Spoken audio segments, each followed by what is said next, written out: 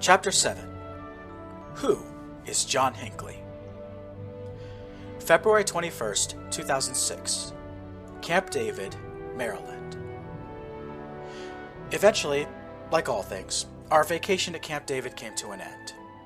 Princess Asami and her siblings boarded a helicopter that took them to Andrews Air Force Base, from where they would fly to Tokyo. Meanwhile, Jackie, Andy, Chelsea, and I clambered aboard the presidential limousine and started the drive back to Washington. Secret Service Agent Walsh was in the car with us, and she seemed to be distracted. She looked out the window and ignored us while the car snaked its way through the mountains and back towards civilization. "How is the princess?" Walsh asked absent-mindedly. "Happy to see us, and I was happy to see her too," I replied, looking around at my friends in confusion. "Is everything okay, Walsh? Where's my dad?" "The president's dealing with a crisis," Agent Walsh replied. "You'll see, soon enough." Washington, District of Columbia. We did see.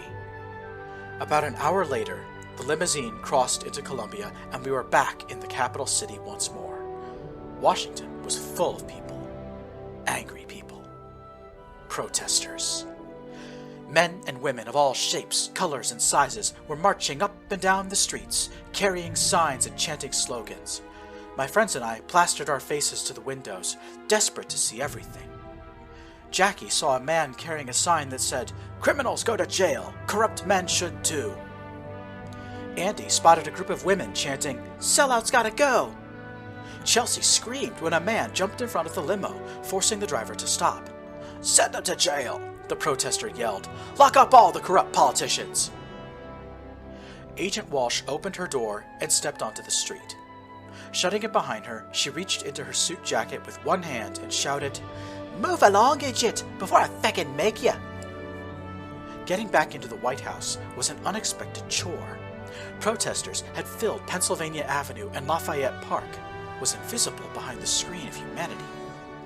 A mixed group of Secret Service agents and DC police formed a line around the White House, stopping people from getting close to it. Agent Walsh and several of her comrades walked beside our limo, each person keeping one hand inside their suit jackets.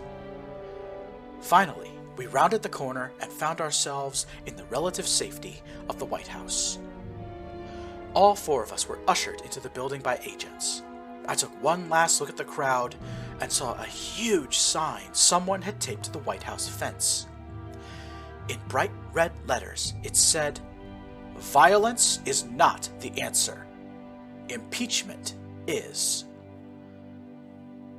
Both Mom and Dad were waiting for us inside. Jackie and Chelsea ran straight into the First Lady's arms, while Andy and I asked what was going on. "What's going on?" my dad repeated.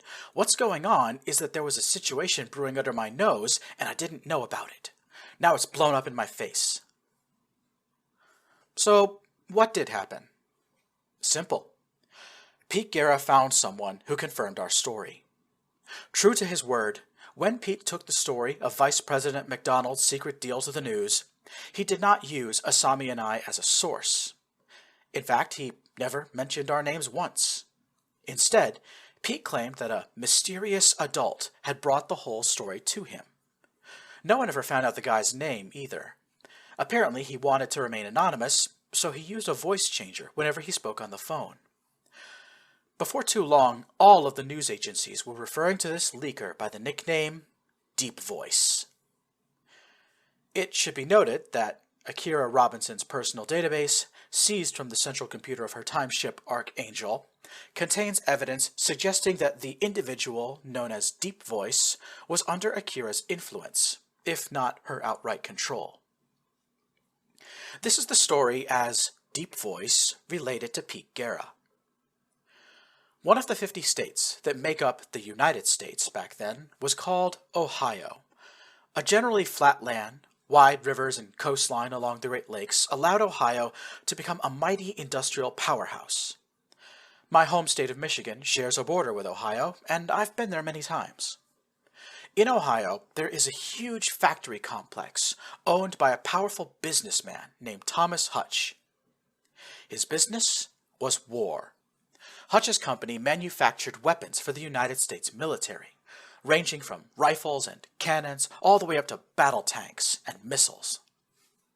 Hutch knew, like most of us back then, that another war with the Soviet Union was on the horizon, and as a weapon manufacturer, he stood to gain a massive profit from such a war. So he hired a group of lobbyists to convince members of the U.S. government to pass a law that would vastly increase the size of the United States Army and Navy. He wanted to create demand for guns and shells and bombs. Then he would sell those things at a markup. One of those lobbyists took things too far. Sometime in January, it became clear that if the Senate voted on expanding the military, such a vote would end in a tie. In 2006, there were 100 senators, although this number would be increased to 102 in 2008. And a deadlock there threatened to derail any negotiations about expanding the armed forces.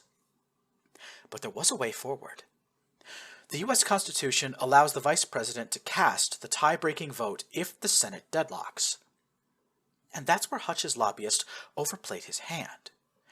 He tried to purchase McDonald's vote with money. The Vice President took that money and shook the lobbyist's hand. He made a deal. In America, that's called bribery. It's a very serious crime. We were caught in a political firestorm. Jackie and I weren't allowed to leave the White House all spring and most of the summer. Protesters and demonstrators filled the capital city day in and day out, demanding the Vice President be punished for compromising his allegiance to the Constitution. We missed the entire second half of the school year, and a tutor had to be flown into the White House via helicopter because angry citizens were clogging up the roads. It wasn't just the people who were angry.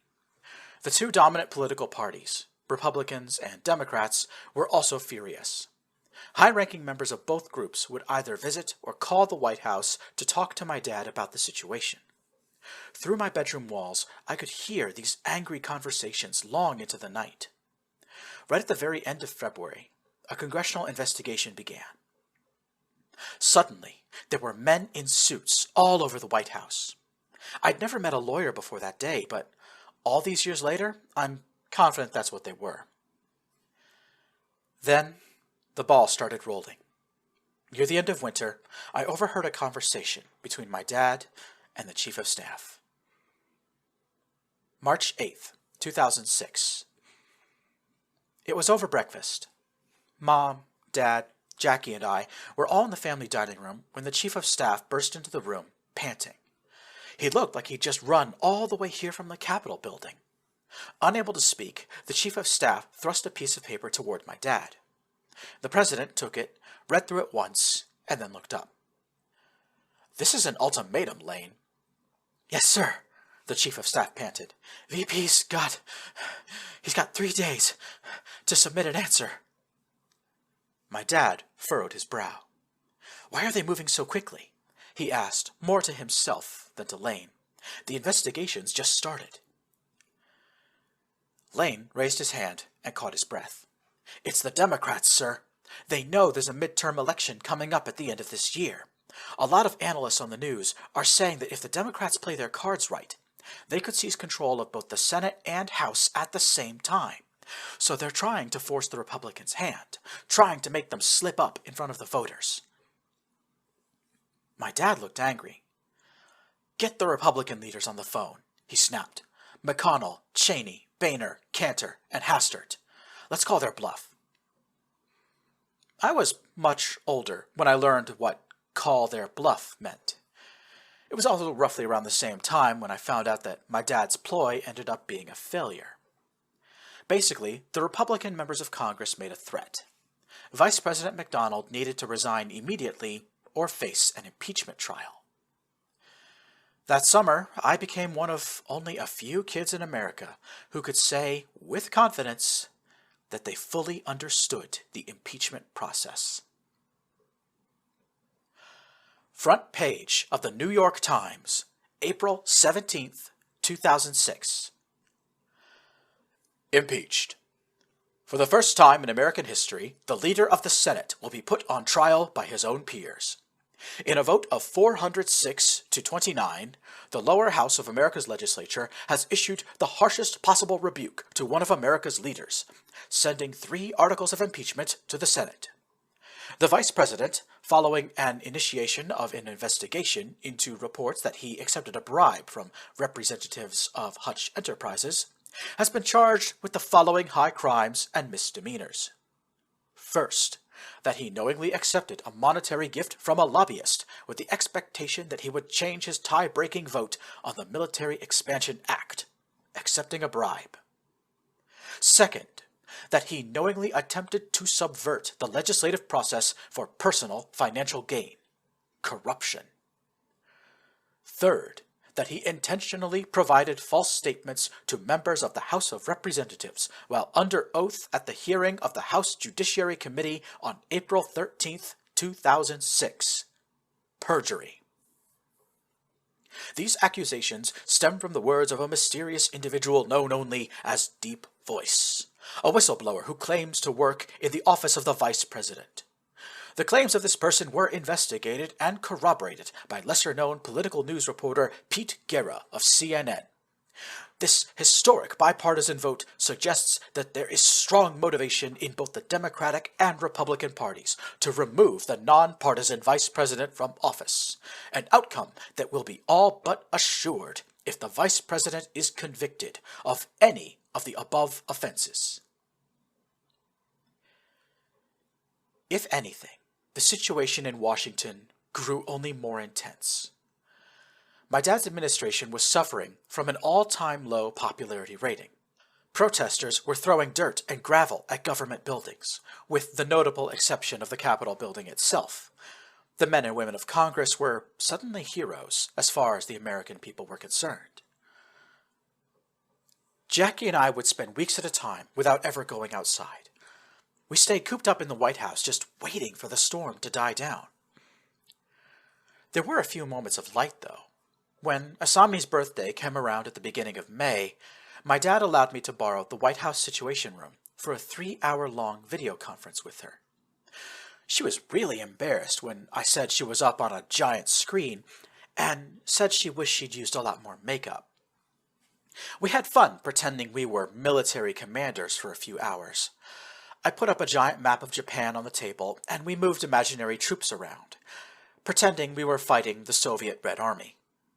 It was a fun fantasy, but at one point we both agreed that the Chinese army attacking the Russian city of Vladivostok was highly unrealistic. Before she logged off for the night, I promised Asami that I would visit her in Japan before the end of the year. She got so excited that she squealed and immediately started making a list of interesting places we could see together. We revisited that list during my own birthday the following month. Around the beginning of summer, the heat was beginning to die down. The metaphorical heat, anyway. There was simply a lot going on at the time. In America, the impeachment trial of Vice President McDonald started on June 28th, just before my birthday. Lawyers argued over the vice president's guilt in the halls of the Senate, while American people argued with one another in the streets and on news shows. I never saw McDonald in this time.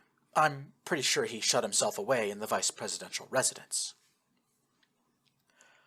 In the Soviet Union, President Arisha Kimoto staged a self-coup. She had several of her rivals in the Communist Party arrested, exiled, or executed, forcing the remaining members of the party to submit to her whims. The largest and most powerful country on earth was now the personal plaything of a madwoman. In Japan, there was speculation about a future succession crisis, as the aging emperor did not have a male heir. One of the princesses in his family was pregnant, but it would be several months before the sex of the child would be known. Some people were talking about changing the law to allow women to inherit the throne.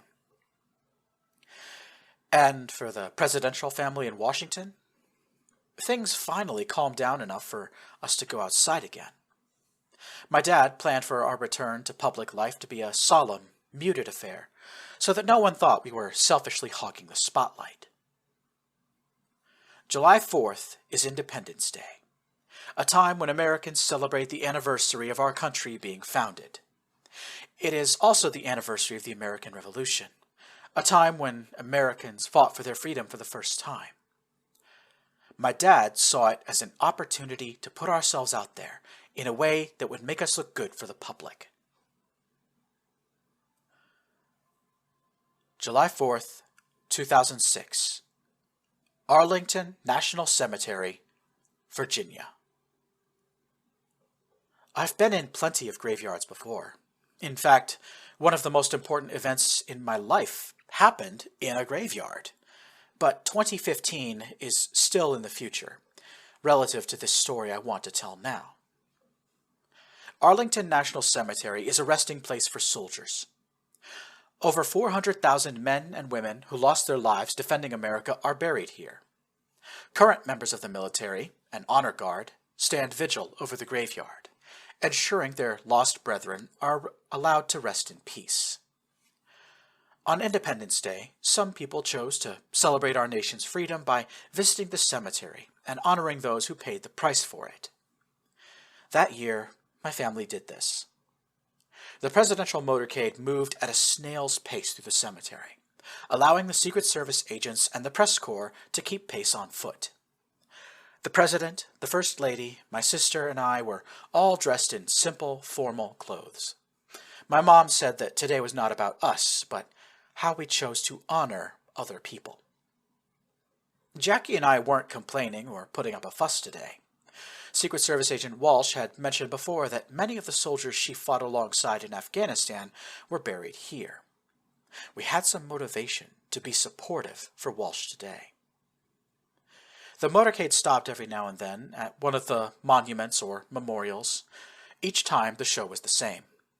Mom, Jackie, and I would stand next to Dad with our hands respectfully folded, while the President made a short statement about the soldiers for whom the monument was dedicated.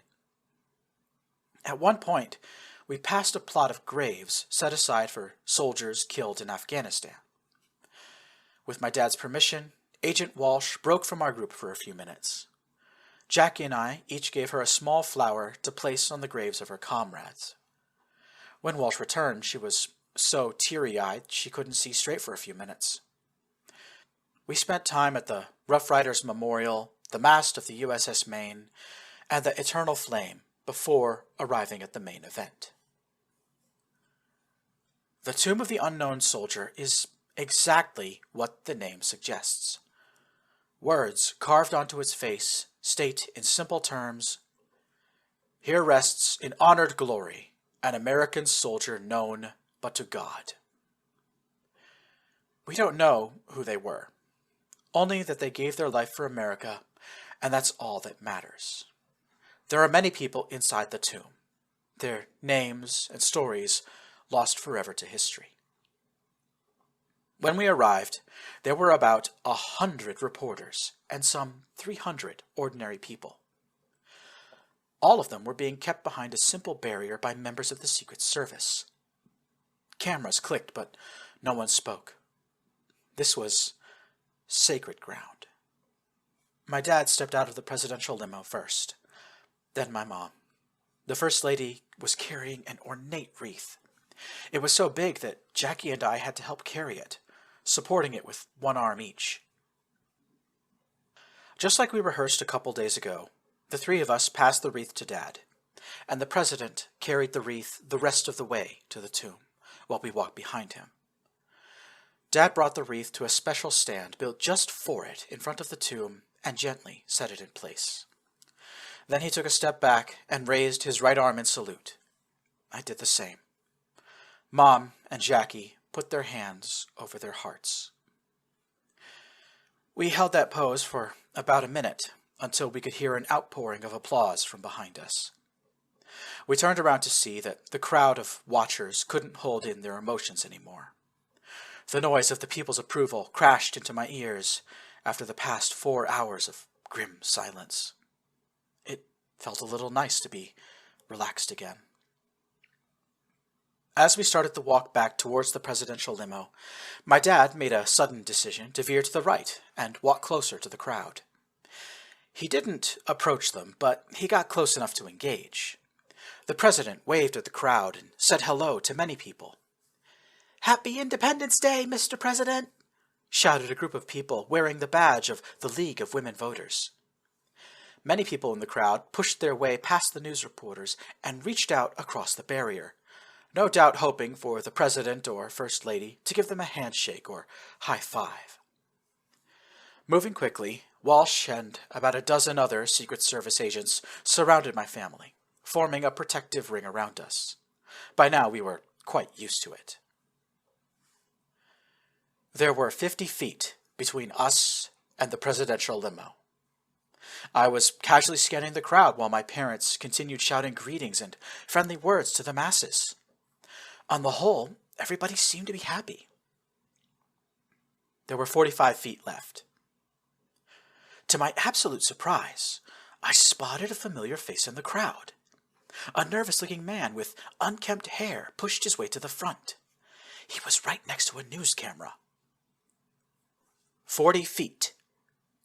"Hey, Walsh!" I called out. "You're not going to believe it. It's the creepy guy from Oklahoma again." 35. No fewer than 6 Secret Service agents all turned their heads to look in the direction I was pointing. They moved in almost perfect unison. 30. The creepy man stuck his hand into the waistband of his sweatpants. Agent Walsh put her hand down the inside of her own suit jacket. 25. "Hands!" Walsh screamed. "Show me your fucking hands!"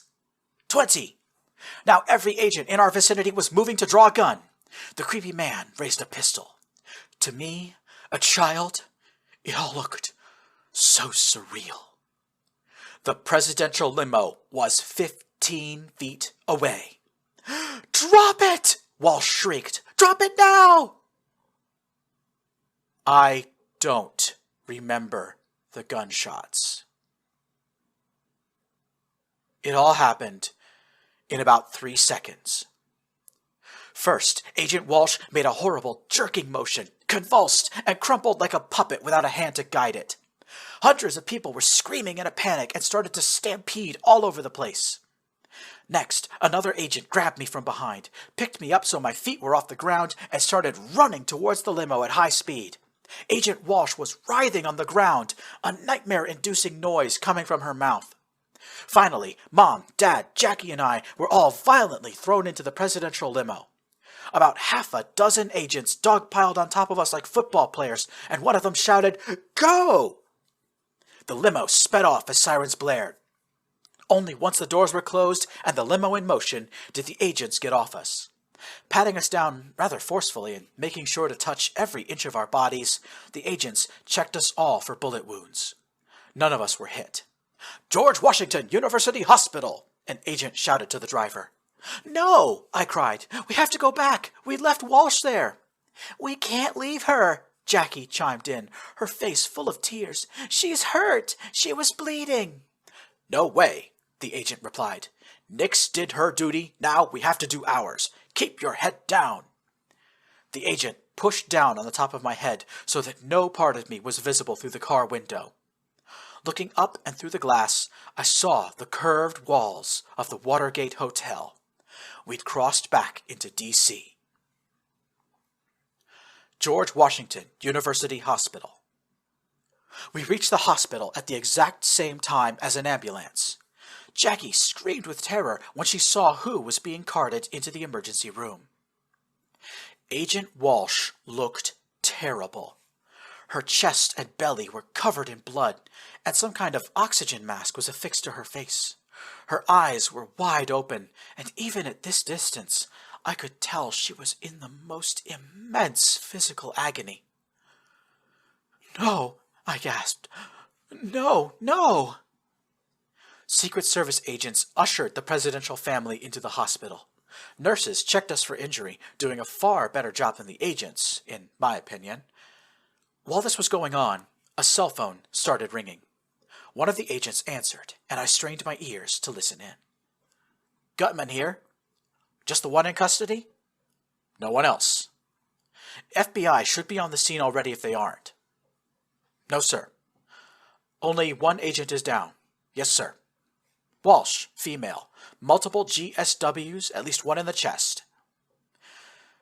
And you're sure this is the latest intel, sir?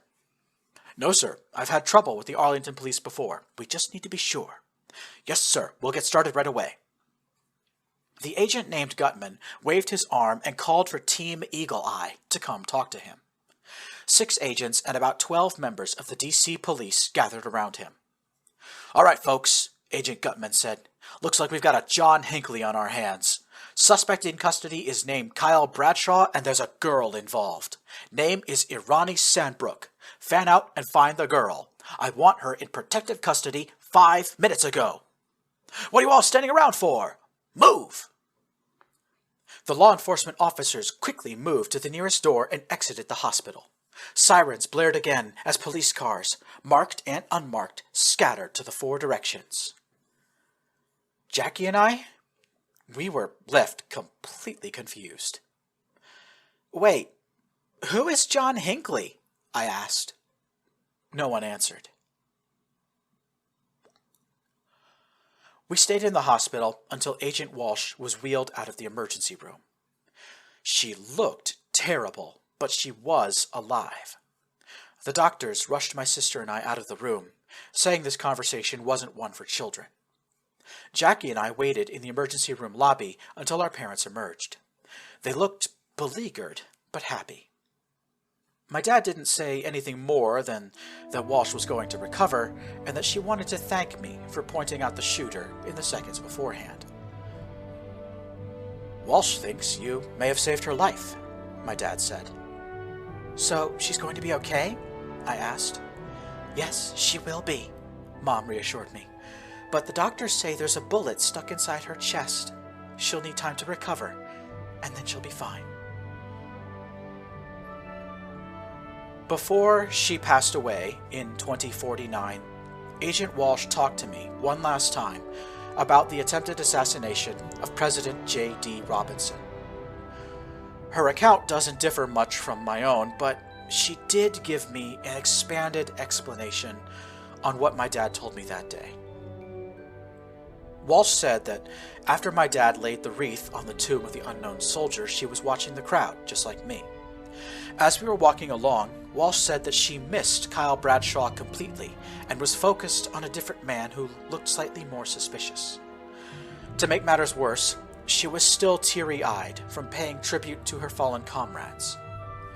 To put it bluntly, Walsh had both tunnel vision and cloudy eyes in that moment. She told me that if I had not called out Kyle's position, she would not have been able to turn and draw her gun in time. Walsh believed that Kyle would have killed her on the spot if he caught her unawares. Walsh was shot 3 times with a .22 caliber pistol, twice in the left shoulder and once in the left breast. Doctors successfully removed the 2 bullets in her arm, but the 3rd and final bullet was lodged inside of her left lung, and it came to rest so close to her heart that surgically removing it was too risky. There was a chance that the procedure might accidentally kill her. In the end, Walsh simply chose to live with the bullet in her body. According to her, it made for an excellent conversation starter. I can attest to this. During the Second Hyperspace War, Walsh bragged about having a bullet pressing up against her heart a few times. It was a very somber presidential family that returned to the White House. The fireworks that lit up Capital City that night seemed hollow and pointless. We were all thinking about how narrowly we'd avoided a real tragedy, and how grateful we were that we could return home and live in peace for another day. If only we'd known that there were only 4 months of relative quiet left. The majority of us would never know peace in our lives again.